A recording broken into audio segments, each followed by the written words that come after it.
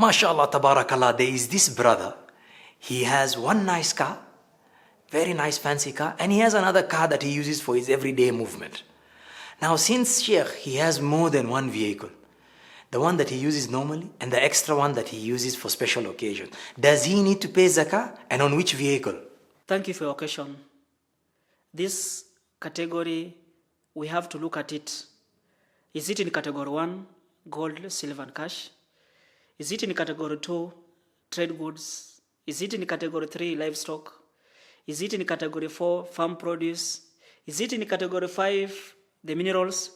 If it doesn't fall in these categories, no zakah.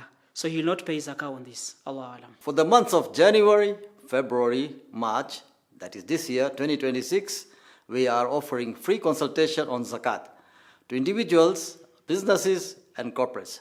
Please take advantage. Call us now or even later on 0792 796 991. Again, 0792 796 991. Or visit our website www.zakat.co.ke.